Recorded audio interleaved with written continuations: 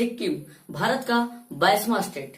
जब हम कश्मीर से कन्याकुमारी तक और महाराष्ट्र से तेलंगाना अगरतला तक जब जाते हैं तो हमें बहुत सारी स्टेट देखने को मिलती है, लेकिन उन्हीं में से एक स्टेट है दोस्तों सिक्किम।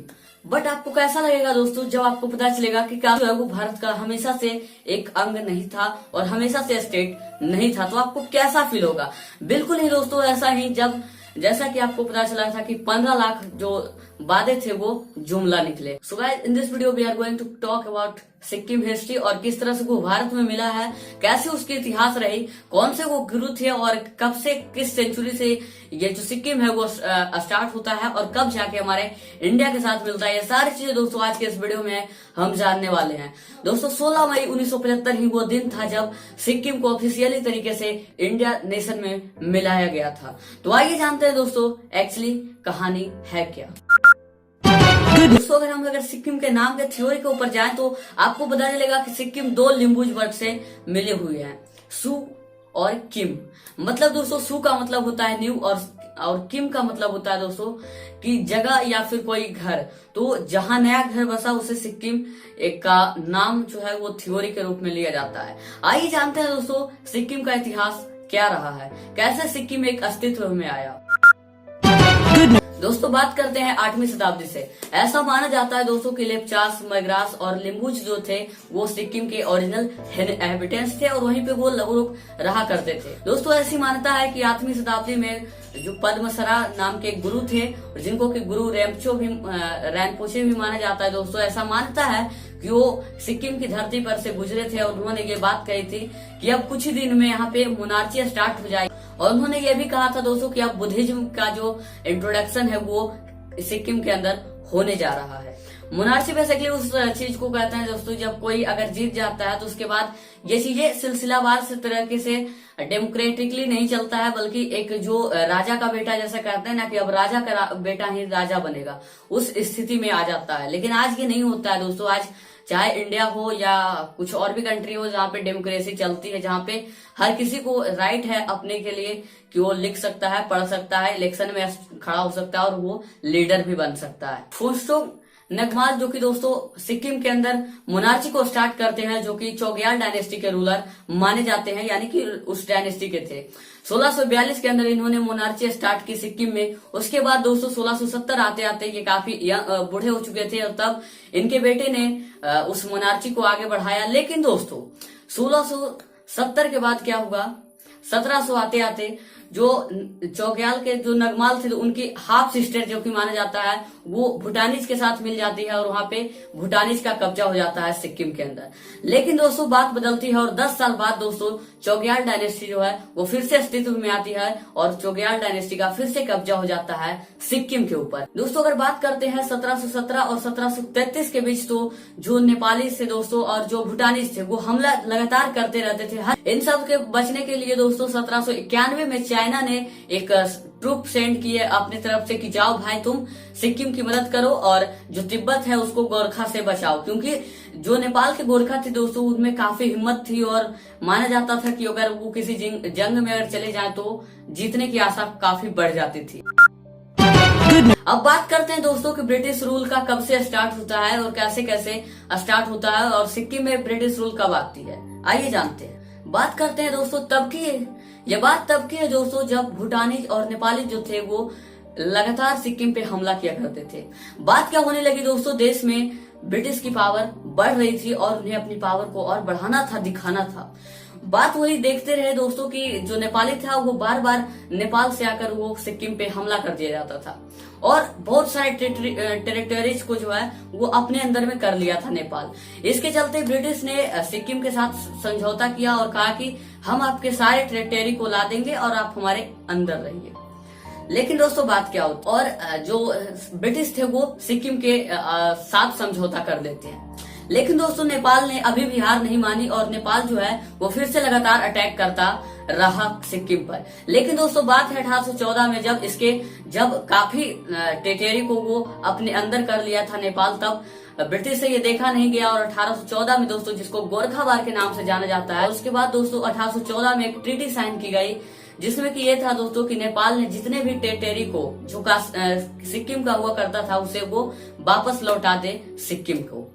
ये हुआ और ये जो ट्रीटी थी वो नेपाल ने मानी भी। लेकिन भाई ब्रिटिश किसके थे? जब वो इंडिया के इंग्लैंड के खुद के नहीं हो सके तो वो हमारे क्या होते, सिक्किम के क्या होते। और दोस्तों जब जो सिक्किम था वो ब्रिटिश के अंदर आने लगा तो धीरे धीरे करके दोस्तों वहां पे टैक्स बढ़ाना और टैक्स लागू करना ब्रिटिश ने चालू कर दिया। ये हो रही थी। लेकिन उसी समय क्या हुआ दोस्तों, 1849 के अंदर में दो ऐसे फिजिशियन थे, वो बिना ही अनअनाउंस और बिना परमिशन के वो सिक्किम के पहाड़ों पे चले गए थे और जिनको कि वहां के लोगों ने देखा और उसे पकड़कर उसे जेल में भेजा गया, जिससे कि दोस्तों ब्रिटिश ने काफी धमकाया और ये जो है वो उससे कहीं ना कहीं बैड रिलेशन जो ब्रिटिश थे और सिक्किम के बीच में था वो चालू होने लगा और बैड रिलेशन दोनों के बीच बनने लगा। और इसका रिजल्ट ये होता है दोस्तों कि दार्जिलिंग और मोरांग, जो कि बहुत अच्छा एक देखने लायक जगह है दोस्तों, वो ब्रिटिश कब्जा कर लेते हैं और अपने अधीन में ले आते हैं। और तब से दोस्तों जो चोग्याल रूलर थे वो नाम के रूलर रह जाते हैं और एक पपेट रूलर बन के रह जाते हैं इन ब्रिटिश का, अंग्रेजों का, फिरंगियों का। लेकिन दोस्तों लेट 19th सेंचुरी में, जिसको जब से दोस्तों आप मान सकते हैं कि 1870, 80, 90 के दशक में 1800 की बात कर रहा हूं दोस्तों, तब वो पूरी तरीके से ब्रिटिश जो थे वो सिक्किम पे कब्जा कर चुके थे और हर तरीके से उसको चला सकते थे। और तभी से लेट 19th सेंचुरी से जब 1920 सेंचुरी की शुरुआत होने वाली थी, 1900 आने वाली थी, तभी ब्रिटिश जो थे वो सिक्किम को एक प्रोटेक्टोरेट बनाकर रह गए और कश्मीर जो है वो फिर ब्रिटिश के अंदर ही आ गया। आपको अगर नहीं पता है प्रोटेक्टोरेट क्या होता है दोस्तों, तो मैं बताता हूँ कि जिस तरह से आप कहते हैं ना कि करते हो तुम कन्हैया मेरा नाम हो रहा है, उसी तरह से कि कब्जा तो आप जमा रहे हो कि रूलर हम हैं, लेकिन वहां पे आपको अगर कोई नचा रहा है तो वो ब्रिटिश गवर्नमेंट थी या कोई आपको नचा रहा है, इस तरह से उसको संरक्षक माना जाता है। और आपको कहा जाता है कि अगर आप पे किसी भी तरीके का विफल, आप किसी भी परेशानी होती है तो हम आपको बचाएंगे, हम अपने सैनिकों को आपको बचाने के लिए भेजेंगे। और एक संरक्षक राज बनकर रह गया ब्रिटिश के अंदर लेट 19th सेंचुरी में। लेकिन दोस्तों अब तो ब्रिटिश गवर्नमेंट की बात हुई, लेकिन अब आप कहोगे जब आजादी की बात थी तब तो हमारे यहाँ ही थी, तो फिर मतलब इतिहास क्या, तो वो फिर तो हमारे इंडिया की थी। लेकिन अब आइए दोस्तों जानते हैं कि इंडिपेंडेंस के बाद क्या हुई इस सिक्किम की। लेकिन दोस्तों 1947 के अंदर जब पटेल साहब जो थे,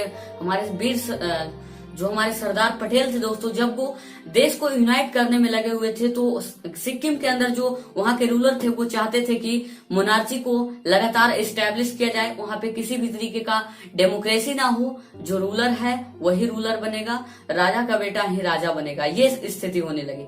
लेकिन दोस्तों 3 साल बाद 1950 में क्या हुआ कि एक महाराजा तासी नगमाल जो थे और हमारे देश के बीच एक संधि होता है। लेकिन दोस्तों 1950 के अंदर ये क्यों हुआ, क्योंकि जो दिल्ली थी और जो गंगोत थी यानी कि सिक्किम का हिस्सा दोस्तों, उसको प्रीडिफाइन करना था कि अब ये कहाँ जाने वाले हैं, क्या ये एक अलग कंट्री बननी है, इंडिया के साथ जा रहे हैं या किसी और कंट्री के साथ, या इंडिपेंडेंस असर्ट करेंगे अपना।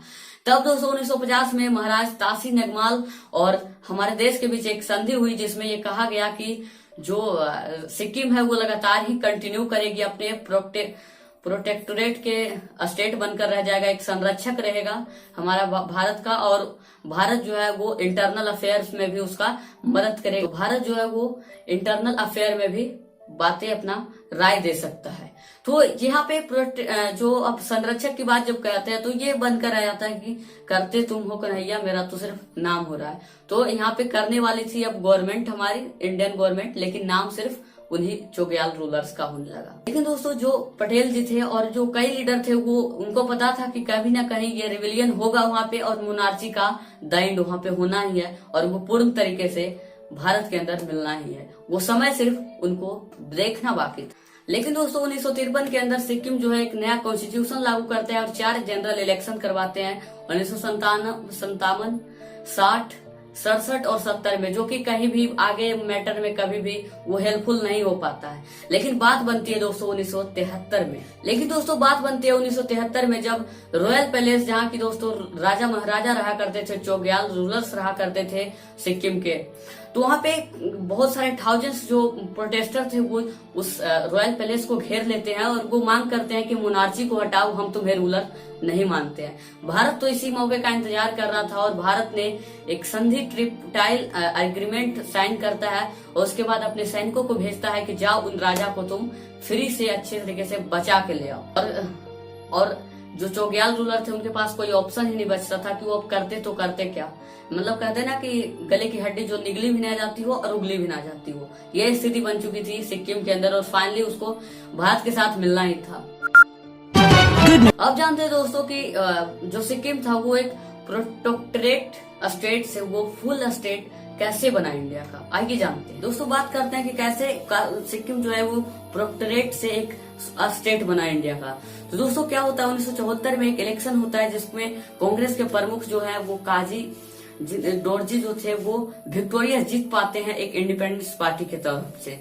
और लोगों का भी ये रहता है कि अब मोनार्ची को हटा दिया जाए और एक डेमोक्रेसी को एस्टेब्लिश किया जाना चाहिए।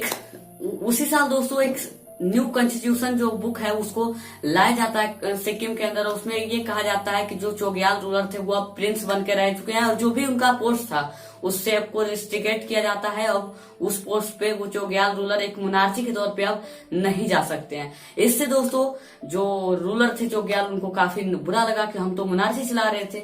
लेकिन दोस्तों अब क्या करते, दोस्तों चोग्याल रूलर जो थे वो इस इश्यू को नेशनलाइज करना चाहते थे। वो चाहते थे कि देश विदेश जाने की हमारे साथ क्या हो रहा है, मोनार्ची हमारी हटा दी गई, हमारी राज्य हटा दी गई, लेकिन क्या फर्क। और उसी साल दोस्तों इंडिया ने सिक्किम को संरक्षक से हटाकर एक टाइटल दिया, मतलब कि फुल स्टेट बनाया इंडिया का और उसको प्रस्ताव में लागू किया और ये भी वादा किया कि जो सिक्किम के लोग हैं उनको एक सीट राज्यसभा और एक सीट लोकसभा में भी अलॉट किया जाएगा और वो भी इलेक्शन लड़ सकते हैं। लोग भी खुश थे और इंडिया ने बहुत अच्छा काम किया यहाँ पे कि जहां मोनार्ची थी वहां डेमोक्रेसी लाए। अब राजा का बेटा राजा नहीं बने और इलेक्टेड लीडर जो 1975 में जो इलेक्टेड लीडर थे दोस्तों वो वहां के पहले सीएम बन गए। और दोस्तों अगर बात की जाए तो 59,637 लोग ऐसे थे जो चाहते थे कि मोनार्ची को डिस्प्लेस कर दिया जाए और डेमोक्रेसी आए। लेकिन वहीं पे दोस्तों 1496 ऐसे लोग थे जो चाहते थे कि मोनार्ची को लागू रह दिया जाए, उसमें किसी भी तरीके का चेंजिंग नहीं होनी चाहिए,